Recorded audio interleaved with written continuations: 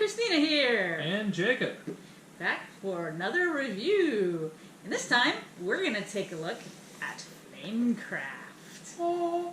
It's by Cardboard Alchemy. 1 to 5 players, 60 minutes. I mean, if you can't tell already, the artwork is just beautiful. I needed to say that at first. I just love the artwork. Let's get the elephant out of the room. Yeah. Oh, I love the artwork. Like, every time I pull it out, it just feels like it's an art piece. I'm somebody who was an art major at one point, so art really kind of speaks to me. But I just have to say that I really love this art. Art speaks to you? It does. Maybe we should get that looked at. Yeah, probably. All right, well, let's crack her open and show you what the inside of the game looks like and how it plays kind of generally. So I went ahead and set up the game. You can look at the rulebook for yourself when you're setting up the game because they do a fantastic job of explaining not only the setup, but how to play this game. On this game, though, you are going to be given 3 Artisan Dragon cards. That's these beautiful guys. And you're also going to be given 2 of these fancy dragons. These fancy dragons have either a sun or moon icon.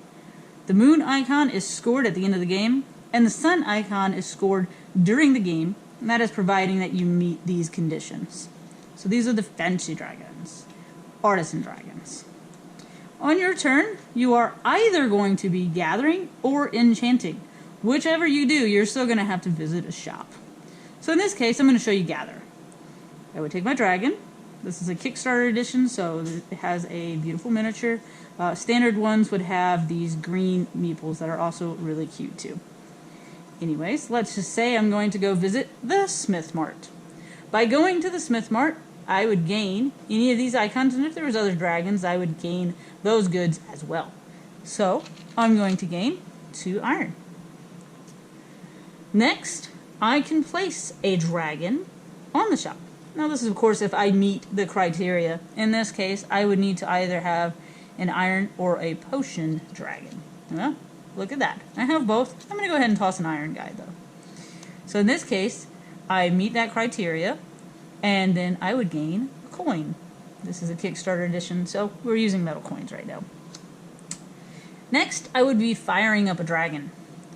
Both of them have the same ability because they're both iron dragons, which is they gain 2 of 1 good from shop or dragon here. Well, guess what? They're all iron.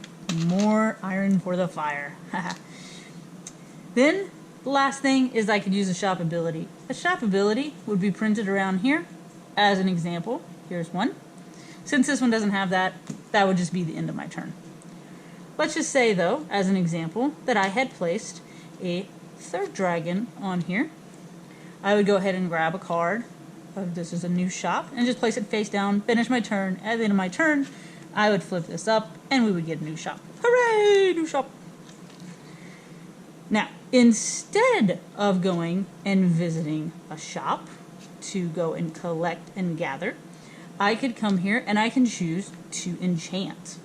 Enchant would require me to go to a shop that has a matching icon. Remember, we're the iron place, so it'd have to have that. I would take these resources, these type of guys that you saw me have earlier, and all of these guys that's in here. In this case, I would put down 3 meat, 2 diamonds, and a leaf. I'd put them back into the pile, and I would gain 6 points. These are the victory points. Or I could get rid of each set and gain points based upon the sets. Once you've done either of those, because you can only choose one, you would tuck it under the shop.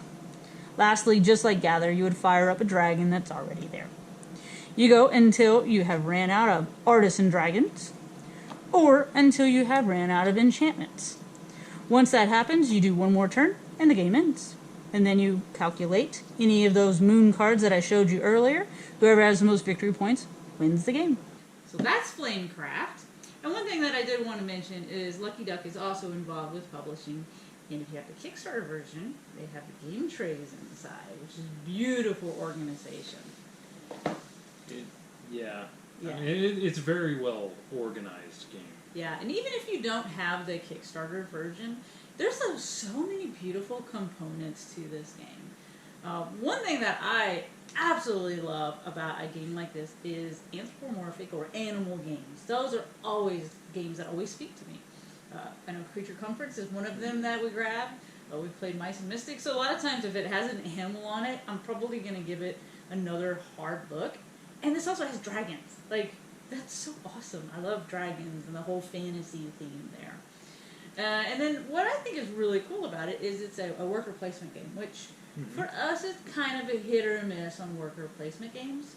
But I think this one does it really well. It's light in what you do as worker placement, and the rules are very simple, but there's so much strategy. It's actually, there's a lot of deep strategy, especially with those fancy dragons in the game.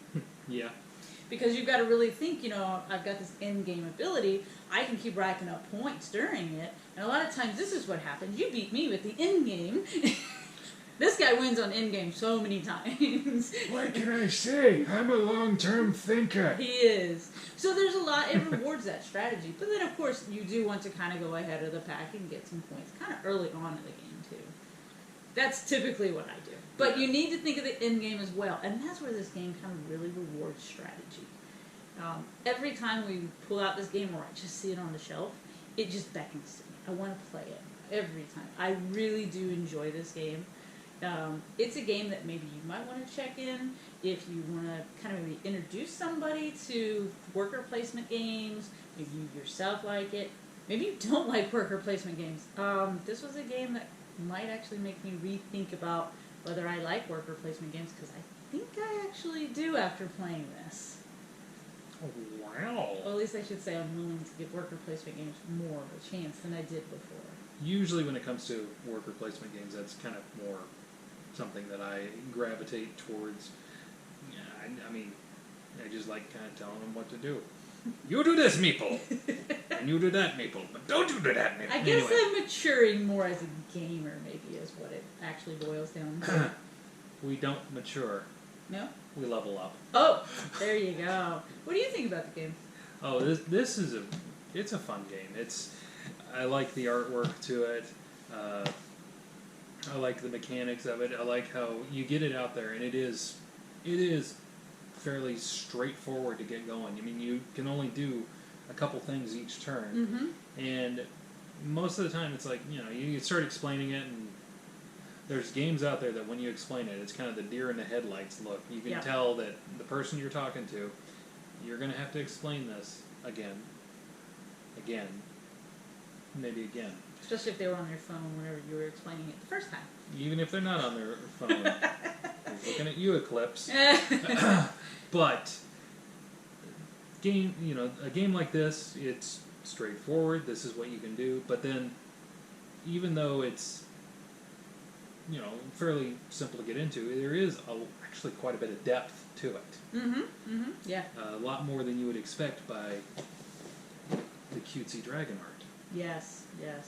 Which this game is chock full of her art. Oh yeah. I don't know if I'm going to pronounce the name right, but Sindara Tang is the artist of the game. So, fantastic job there. I love just looking at the cards and all the beautiful art in it. So, overall, great game. Check it out if it sounds like something up your alley. And keep checking us out. Yeah. We'll keep talking about board games as long as you guys keep listening.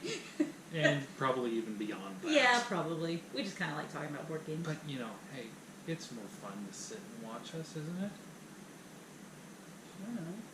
I hope so. Anyway. All right, well, take care, and we'll see you guys later.